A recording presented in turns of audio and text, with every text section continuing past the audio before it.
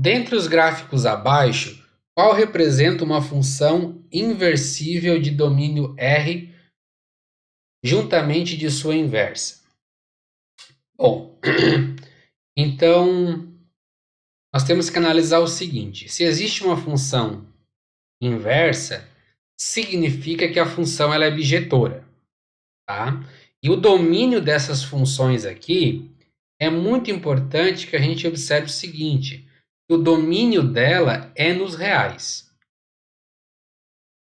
tá? O domínio dela é os reais. Então vamos analisar uma por uma e eu vou explicar para você por que as que não são inversíveis, ou as que não são bijetora, não possuem inversa neste caso. Então observa só, esse primeiro caso aqui. Vamos assumir que a função em azul seja a nossa função normal e a função em verde seja a sua inversa, tá bom?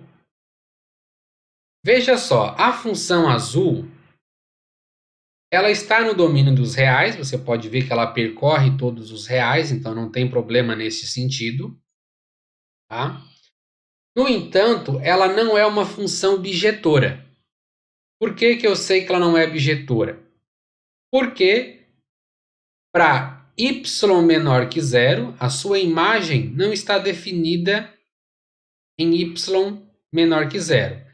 Mas o gritante nessa função, a coisa mais percebível observando ela, que ela não é sobrejetora, porque se você traçar retas horizontais, ou melhor, paralelas a x, ela corta a função em dois pontos, tá vendo? E quando ela corta a função em dois pontos, ela não é injetora. Se ela não é injetora, já não é bijetora. Se não é bijetora, já não possui inversa. Se você tomou como análise aquela história de que a função inversa, se você pegar uma reta, a reta identidade, né, aquela reta que passa pela origem e é bissetriz aos quadrantes 1 e 3, se ela for o reflexo, ela é inversa? Calma lá, isso é verdade, mas ela só é inversa se ela for bijetora, bom?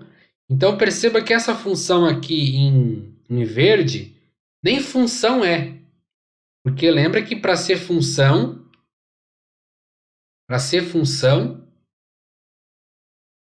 olha só, eu tenho aqui o mesmo valor de x com duas imagens diferentes, tá? Isso aqui não é característica de função. Portanto, essa função verde nem função é, e muito menos a função inversa dessa função que certamente é o módulo, tá? Portanto, isso aqui é falso por todas essas características que eu apontei para você, tá? Vamos colocar um x aqui.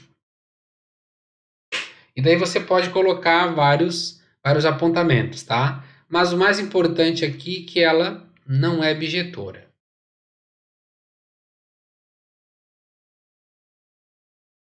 Não é bijetora em R, tá? Em R. Depois, B. Essa é uma função que ela possui inversa. Por que que eu falo que ela possui inversa? Lembra que a função azul é a função e a verde é a inversa. A função azul, ela é injetora porque se você traçar retas paralelas a x, só cruza em um ponto, né? Você pode observar que só tem esse ponto aqui, aqui, aqui, aqui, aqui, aqui. Então ela é injetora. Eu vou botar aqui, ela é injetora. Como ela percorre todos os reais na imagem, você pode observar isso aqui, ó, tá vendo que ela participa de todos os valores da minha imagem, tanto positivo quanto negativos. Então ela também é sobrejetora. Se ela é injetora e sobrejetora, logo ela é bijetora. E se ela é bijetora, admite inversa. Então, ela é uma função inversível, né? Ou invertível também.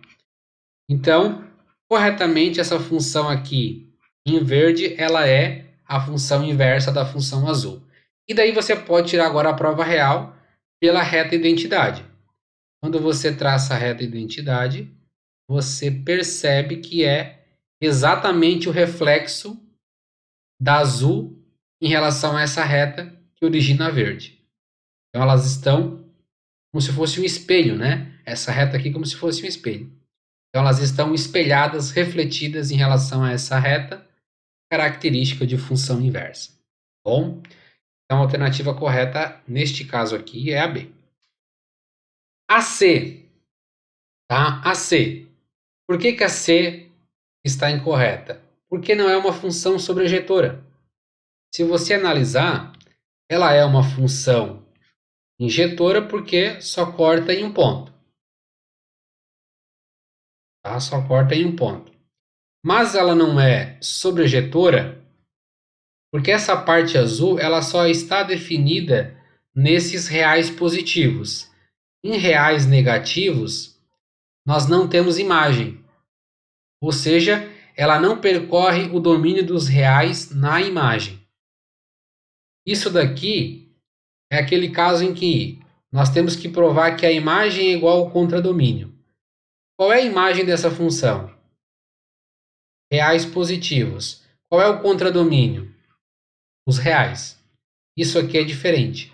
Logo, ela não é sobrejetora. Se ela não é sobrejetora, não é bijetora. Se não é bijetora, não possui inversa. Então, tá aí a explicação. A segunda, vamos lá. A segunda aqui, ela também é injetora. Tá vendo que ela é muito semelhante à primeira. Na verdade, é igual à primeira, né? O que já nos ajuda a resolver a equação, porque a gente sabe que ela não é a equação. Nos ajuda a entender que ela já não é bijetora. Mas aqui, uma coisa que é engraçada, que a gente pode observar, é também um reflexo em relação à reta origem, né? A reta, perdão, a reta bissetriz. Se você traçar a reta bissetriz aqui, a função em azul, ela não é reflexo na verde. A mesma coisa acontece aqui em cima. Você traçar a reta azul não é reflexo da verde e vice-versa. Portanto, nós não temos aí uma função inversa. Mas a explicação mais lógica aqui é que são funções que não são bijetoras em reais, tá? Então, portanto, esquece aí a nossa definição, bem? Depois, vamos para a última, a letra E, tá? A letra E é uma função que, dependendo o domínio e a imagem, ela poderia ser uma função inversa, não teria problema nenhum. A questão é que essa função ela não está definida nos reais, ela só está definida nos reais positivos, tá bom? E, portanto, ela não é bijetora nos reais, ela é bijetora nos reais positivos. Mas o exercício pede para fazer uma análise nos reais. Então, como não existe uma função do lado esquerdo, essa função ela não possui inversa nos reais. Tá bom? Embora, se você construir aqui a função bissetriz, né, o gráfico da função bissetriz, ela é o espelhamento, né, ela é a reflexão, mas ela não está definida nos reais. Portanto, ela não é inversível no R, mas apenas no R+, no R positivo. Tá bom? Então aqui ela não é bijetora também, né? Não é bijetora em R. O que então inviabiliza a existência de uma função inversa. Logo, a resposta correta é a letra B. Tá? Essa função aqui, arrisco-me a dizer que é a função x ao cubo, tá? Pelo comportamento do gráfico. E é uma função injetora, que vocês já trabalharam isso durante a semana. Tá bom? Então, só para deixar a álgebra aliada à representação gráfica nesse caso. E com isso finalizamos o exercício.